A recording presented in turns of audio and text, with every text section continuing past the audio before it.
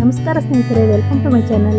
ಇವತ್ತಿನ ವಿಡಿಯೋದಲ್ಲಿ ನಾನು ಆಲೂಗಡ್ಡೆ ಕರಿನ ಹೇಗೆ ನಾವು ದಿಢೀರ್ ಅಂತ ಮಾಡ್ಕೋಬೋದು, ಇನ್ಸ್ಟೆಂಟಾಗಿ ಹೇಗೆ ಮಾಡೋದಂತ ನೋಡೋಣ ಬನ್ನಿ. ಏನೇನು ಇಂಗ್ರೀಡಿಯೆಂಟ್ ಬೇಕಂದರೆ, ಒಂದು 2 ಈರುಳ್ಳಿ, ಸ್ವಲ್ಪ ಕರಿಬೇವಿನ ಸೊಪ್ಪು, 1 ಹಸಿಮೆಣಸಿನ್ಕಾಯಿ ಮತ್ತು 2 ಒಣಮೆಣಸಿನ್ಕಾಯಿ, ಸ್ವಲ್ಪ ಬೆಳ್ಳುಳ್ಳಿ.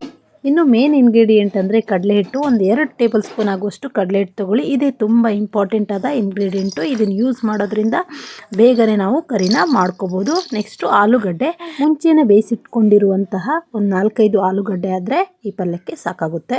ಬನ್ನಿ ಸ್ನೇಹಿತರೆ, ದಿಢೀರಂತ ಪಲ್ಯ ಹೇಗೆ ಮಾಡೋದು ಅಂತ ನೋಡ್ಕೊಂಡು ಬರೋಣ. ಒಂದು ಬಾಣಲೆಯನ್ನು ಗ್ಯಾಸ್ ಮೇಲೆ ಇಟ್ಕೊಂಡು 2 ಟೇಬಲ್ ಸ್ಪೂನ್ ಆಗುವಷ್ಟು ಎಣ್ಣೆ ಹಾಕ್ಕೋಬೇಕು. ಎಣ್ಣೆಗೆ ಸ್ವಲ್ಪ ಸಾಸಿವೆ, ಸ್ವಲ್ಪ ಜೀರಿಗೆ, ಕರಿಬೇವಿನ ಸೊಪ್ಪು, ನೆಕ್ಸ್ಟು ಬೆಳ್ಳುಳ್ಳಿ ಇಷ್ಟನ್ನು ಹಾಕ್ಬಿಟ್ಟು ಸ್ವಲ್ಪ ಫ್ರೈ ಮಾಡ್ಕೋಬೇಕು ನೀಟಾಗಿ. ಇದು ಫ್ರೈ ಆದ ತಕ್ಷಣ ಏನು ಒಣಮೆಣಸಿನ್ಕಾಯಿ ಇಟ್ಕೊಂಡಿದ್ವಿ, 2 ಒಣಮೆಣಸಿನ್ಕಾಯಿ, ಆ ಒಣಮೆಣಸಿನ್ಕಾಯಿ ಕೂಡ ಹಾಕ್ಕೋಬೇಕು. ಅದ್ರ ಜೊತೆಗೆ ಈರುಳ್ಳಿ ಇಷ್ಟನ್ನು ನೀಟಾಗಿ ಫ್ರೈ ಮಾಡ್ಕೋಬೇಕು. ಇದು ಸ್ವಲ್ಪ ಫ್ರೈ ಆದ ತಕ್ಷಣ ಸ್ವಲ್ಪ ಅರಿಶಿನ ಪುಡಿ, 1 ಚಿಟಿಕೆ ಆಗುವಷ್ಟು ಅರಿಶಿನ ಪುಡಿ, ಮತ್ತು ನಿಮ್ಮ ಹತ್ರ ಸಾಂಬಾರು ಪುಡಿ ಇದ್ದರೆ ಸ್ವಲ್ಪ ಸಾಂಬಾರು ಪುಡಿಯನ್ನು ಇದಕ್ಕೆ ಆ್ಯಡ್ ಮಾಡ್ಕೋಬೇಕಾಗುತ್ತೆ.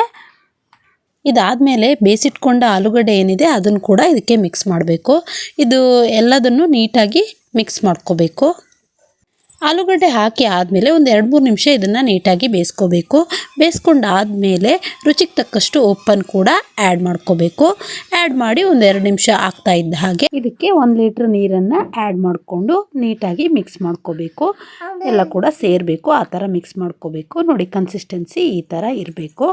ಇದಾದ ನಂತರ ನಾವೇನು ಇವಾಗ ಹಿಟ್ಟು ಇಟ್ಕೊಂಡಿದ್ದೀವಿ, ಕಡಲೆ ಹಿಟ್ಟು, ಆ ಹಿಟ್ಟನ್ನು 1 ಲೋಟ ನೀರು ಹಾಕಿ ಕಲಿಸ್ಕೊಂಡು ಇಟ್ಕೋಬೇಕು. ಯಾಕಂದರೆ ಗಂಟಾಗಬಾರ್ದು ಅಂತ ಈ ಥರ ನೀರಲ್ಲಿ ಹಾಕಿ ಕಲಸಿ ಇಟ್ಕೋಬೇಕು. ಇದನ್ನು ನಾವಿವಾಗ ಏನು ನಾವು ಪಲ್ಯ ಮಾಡಿದ್ದೀವಲ್ಲ, ಸ್ವಲ್ಪ ಒಂದು 2 ನಿಮಿಷ ಕುದೀತಾ ಇದ್ದ ಹಾಗೆ ಅದಕ್ಕೆ ಆ್ಯಡ್ ಮಾಡಿ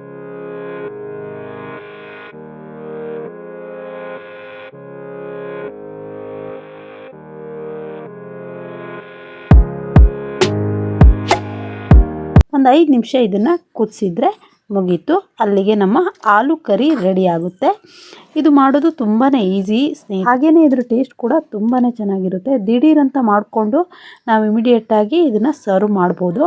ಇದು ಚಪಾತಿ ಜೊತೆ ಕೂಡ ಚೆನ್ನಾಗಿರುತ್ತೆ, ಹಾಗೆ ದೋಸೆ ಜೊತೆ ತುಂಬಾ ಚೆನ್ನಾಗಾಗುತ್ತೆ.